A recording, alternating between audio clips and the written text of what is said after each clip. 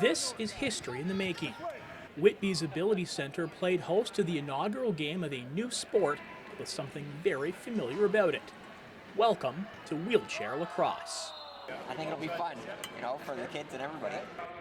Stars from the National Lacrosse League like rock players Dan Ladouceur and Jim Veltman, along with members of the Durham lacrosse community, helped fill out the rosters for the historic first scrimmage. But perhaps no one knows more about what this game will mean than Paul Rosen, Paralympic champion goaltender for Canada's national sledge hockey team.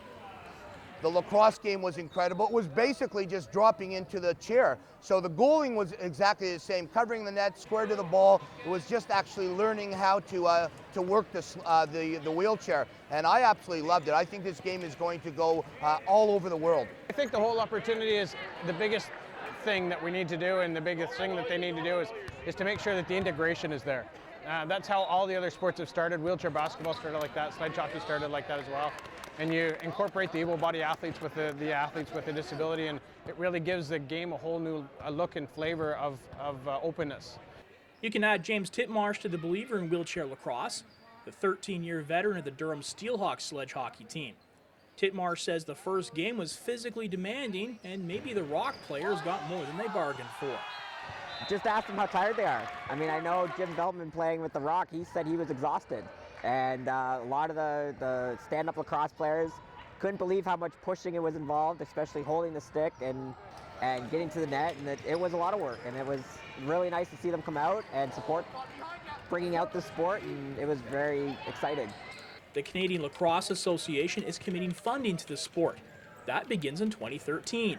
The mandate is to have wheelchair lacrosse available not just in the hotbeds of Ontario and BC, but nationwide. The next step? How to play the game. And the other angle is coming together with formal rules for the game. Today we kind of, took a fun approach and everything, and that's a great start, but we want to have some formal rules and give the game the support that it needs and the foundation for us to be able to build on that. We're just absolutely humbled by the fact that it started here. Our facility really is for all people of all abilities, and this is really another way to bring the sport to a whole new group of people. And kids had fun today with the players, and the pros certainly know how to play this game. Emily Glossop is a children's recreation therapist from Ottawa. She jumped at the chance to play in this first game, and she knows it's going to be huge. It is totally going to be a huge thing.